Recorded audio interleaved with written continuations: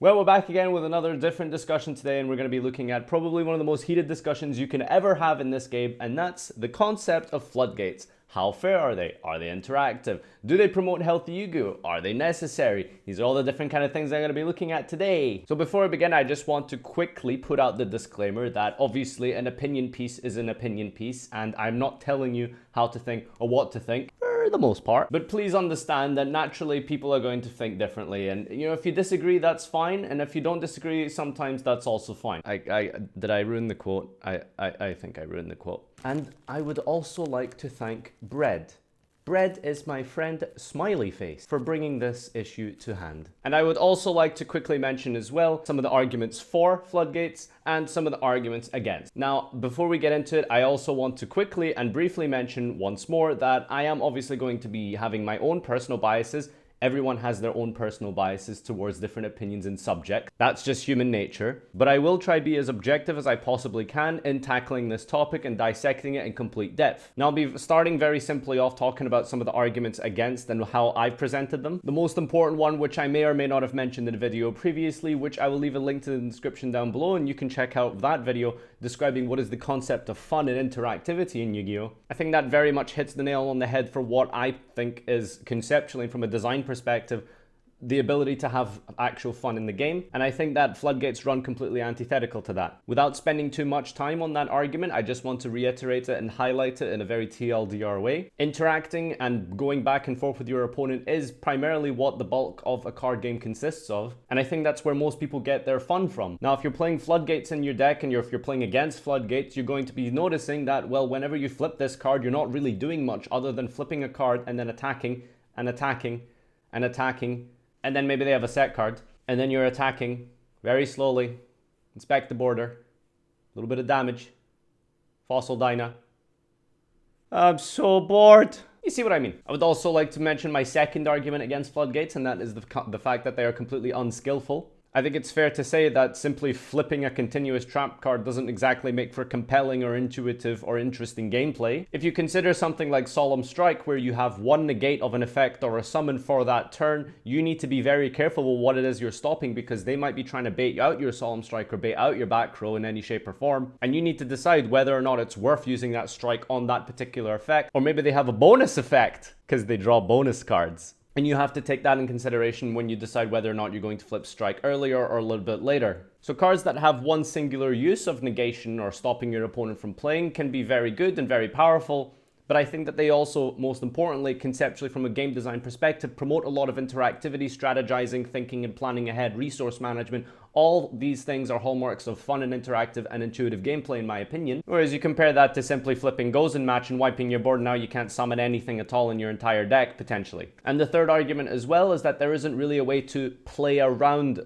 floodgates. How do you play around Scale Drain? How do you play around Darklaw and Mermail? How do you play around Vanity's Emptiness and Necros? How do you play around Anti-Spell with Pendulum? Floodgates, in a lot of senses, can just completely end the game there and there, and you're just basically stuck doing nothing. They literally can just end the duel there and then. So I'm not really seeing where the interactivity and where the playing around comes from. And most important of all, like I said, is that they demand an out immediately. You need to have the MST, Twin Twister, Red Reboot, whatever it is, at that point in time. Now, one argument against this is that you can say, well, then you need to play those cards in your deck, like MST, like Twister. If you're not playing those, well, that's kind of your fault. You should be planning around floodgates. Well, yeah, I guess to an extent you should be planning around floodgates, but when the best deck in the meta doesn't play any back row whatsoever, it'd be very, very silly to kind of just main MST or Twister, which creates this very paradoxical RNG variance-based tournament performance. Maybe I'm gonna get 3 floodgate decks in a row and I'm maining like 6 removal. Well, now I just win, right? But then if I'm playing that many removal and I get 3 Goki in a row, well, I've just got all these dead cards in my hand that don't do anything. That's the most important thing to take away from floodgates, is that they're very RNG and very high variance cards. I need to draw my card there and then,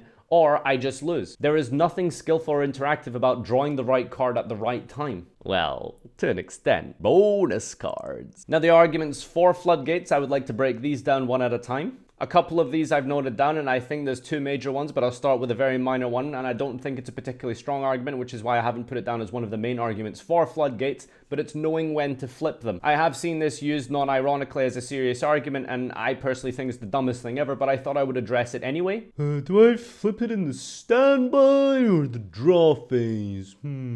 I'm not really seeing where the skillful interactivity is. Sometimes you might find yourself in situations where you have to activate one card, then force out that negate from your opponent, and then chain, for example, I don't know, Rivalry or Gozen, and that acts as a pseudo Raigeki. For example, your opponent's playing Pendulum, you're going second, they've made somewhat of a weak board, they need to be able to play next turn, you flip anti-spell in the standby phase, and they're like, I kind of need to be able to do stuff next turn, so I'm going to negate that with Vortex Dragon. And then you flip Rivalry or Gozen, for example, and that destroys the other 2 or 3 monsters that they have. Perhaps, in a way, that's some kind of skillful knowledge of when to flip your floodgates, but I think these scenarios and situations are so niche and so far between that they're not even worth discussing or bringing up conceptually overall in an argument. Remember, this is a very base and general look at floodgates. It's not supposed to look at very semantic, pedantical examples. The second one is that it keeps the meta in check.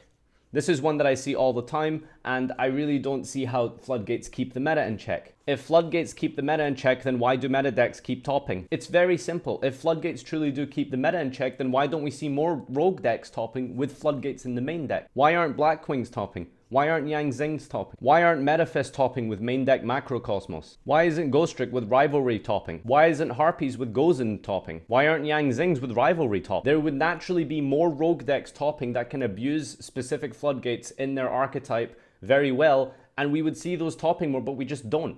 Meta decks are just going to keep dominating. All it does is add some variance where occasionally a floodgate style deck will maybe make day 2. That's really as far as floodgate decks go. I have a video detailing, for example, the first half of this format, and I actually have a statistical breakdown of all the decks that I consider tier 1, 1.5, and 2, etc. And I've noted every single top for this entire format of those specific decks like Trickstar and Sky Striker, etc. And you will see yourself that none of those decks are playing floodgates except for True Draco, which that you could argue is a meta deck with or without the floodgates. It just so happens that it can play them. How many decks can realistically play the Monarchs Erupt? True Draco is a very niche example of a meta anti-meta deck. Still a deck that's relevant in the top tier of the game, but it plays in such a way where it abuses the floodgates very, very well because of the way the deck is designed. For example, Skill Drain and Cliffort. These are very niche examples, but the most important thing to take away is that floodgates do not keep meta decks in check. If they did, we'd be seeing more rogue decks topping, and we simply don't. And the final argument is that they are a necessary evil. I don't see how this is a strong argument at all, but it's something that is peddled as a very compelling